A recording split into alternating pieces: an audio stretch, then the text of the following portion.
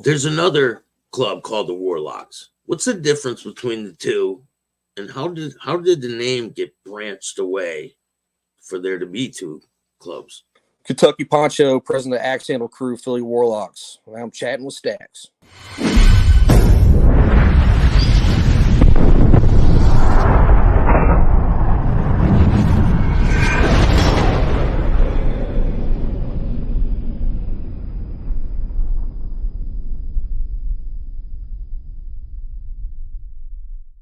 Welcome to this episode of Chatting with Staxx. I'm your host, Bill Staxx, and today I got Kentucky Pancho. He's like, so not good, son. You know, I've got specific orders that we're not to leave until they're all dead or they all retreat. So, and that's just what it was, you know. And they'd be flying in helicopters. Like, you ever see that picture of like the Vietnam, like the Hueys with the blood flying out the sides, and they're flying in helicopters with just bodies stacked in them, you know. I'm out there eating a bowl of cereal like ain't nothing going on, and just chucking them, whoop, whoop, So you guys would pick up the dead Taliban? No, it was Afghan Army guys. Oh, so it was kind of like our army that you trained, their army, but you guys trained them. Right, yeah. And then people were looking at me, they're like, Walker, like, how do you do it? I'm like, I don't know. You just become like so numb to it, and you get used to seeing like that, and this one guy, I was watching the gate with my with my buddy Noble, and these two Afghans walked up to us, and I don't speak Pashtun or whatever their language is, so I get the linguist and bring the linguist out there. This is a messed up story, but I want to tell it anyway, So bring the linguist out there, and the linguist is like, hey, they want to know about their friend. Like, he came in on a helicopter, he got shot. They want to check on him. I'm like, oh, is it the short fat dude? He's like, yeah. I'm like, oh, he's dead. And then they look at him, and they're about to cry. I'm like, oh, dude, I'm just with you, dog. He's in here, man. Come on, I'll take you to him.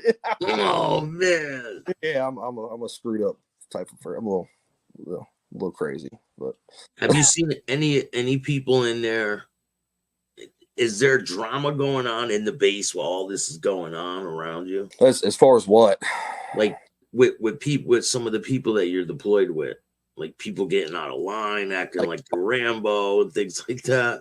No, man, it's very, very like structured. Like there's no one getting out of line or anything. Like, we would just eat, work out, and go on missions and stuff. I seen that picture of that Taliban dude, not Taliban dude, but the Afghan guy that I'm staying next to. They end up cutting his head off, man. Because he used to come in and take out our trash. That was Maymana, and he come in and take out our trash. And they one time he was going home and they caught him and they cut his head off. And then next day, his head's sticking on a pole in front of our base. Oh, man. Yeah, if you helped us out, you're an enemy to them. Yeah, you're basically a traitor for them. Right. It's just that they did that crap. They used to do public executions and stuff. How long were you there for? The first time and then the second time? My first deployment was 9 months. My second one was 5. We were in Maymana for a total of, I think it was 10 days or something like that. Then we took care of business and got out of there. I think they granted us with 400 and something kills. So, wow, that's a lot. Yeah. So what would you be posted up like at the base walls and shooting at them, like, or would you go out of the base and go get them? Towers and stuff. Yeah. We'd post up in guard towers. Sometimes we'd go out and do stuff. A lot of them like Navy SEALs and Rangerback guys. That was more so their job.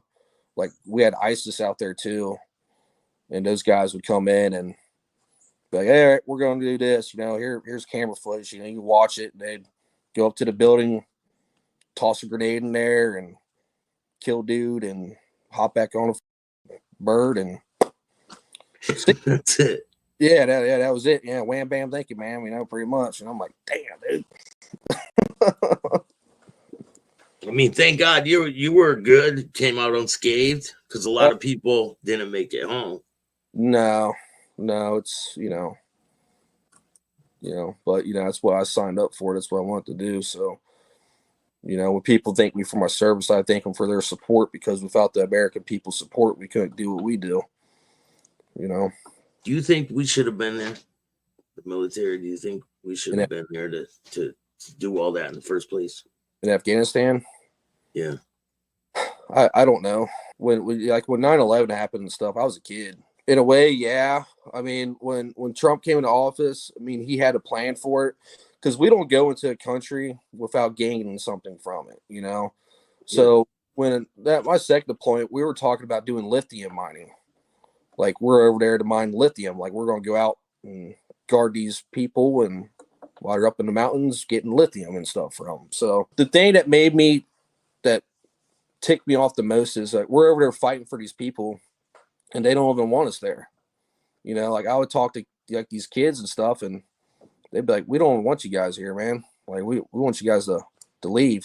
Things were a lot better, when you guys were gone. Like the Afghan Army guys, those guys were a bunch of chicks, They wouldn't fight unless we were right there beside them. My first deployment, we had like 4 or 5 bases around us, A&A bases, and they all folded because the Taliban would come in and they'd drop their guns, be like, all right, I'm Taliban now. Yeah, I'll join you guys.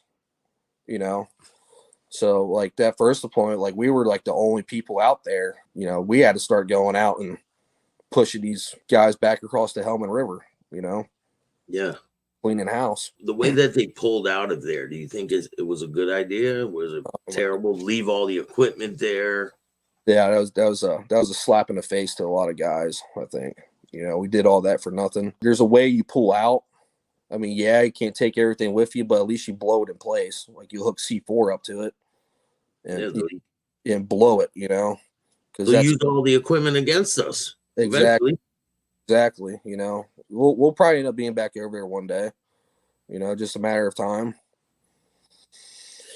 But no, that's, I'm not going to get into politics or anything, but yeah. So you get out of when you come back, where does your life go from there? I came back, man. That's when I looked into this other club I used to be a part of before I joined this one. Something was missing, and it was the brotherhood was missing. I kind of dove, head first into this other club. I didn't become a full patch member with them. I prospected for 5 months, and some really, really screwed up stuff happened.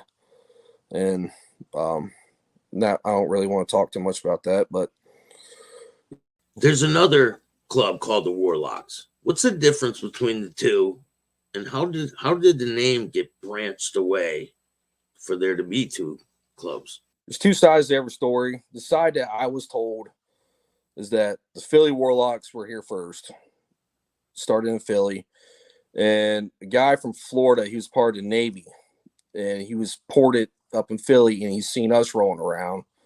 And so he decided, hey, I'm going to go back home, get back down to Florida, and I want to start something like that too. So that's what I was told. I'm sure they're going to say something else. I'm not trying to argue or anything with them, but yeah. That's just what I was told, So there was a lot of, not anymore. We don't go at it anymore. I mean, we used to, but it was all over who came first, we're down in Florida though too. So, that's what it was all about. Like, who was the first original Warlocks, and, Yeah, but does it cause a lot of confusion to have the same name? Probably so. That's probably a question that a lot of people want to know, like the answer to that. I mean, for me, no, because I'm, Philly Warlock, but you just gotta look at the patch and the colors. We're red and white. They're, I don't know, wherever they are, but they got a phoenix on their back, and we have a harpy. So yeah, you see, there's like the Cossacks. There's 2 Cossacks. There's the 1% Cossacks, and then there's the other Cossacks. They have a different centerpiece too. Right. Yeah, I was watching your video on that today with that guy. Yeah. Shout out to Hatchet. But yeah, they're out of. Well, he's in Colorado, ain't he? Texas. Yeah, he's in Texas. Okay. Yeah. He's Colorado or something. He's from Colorado.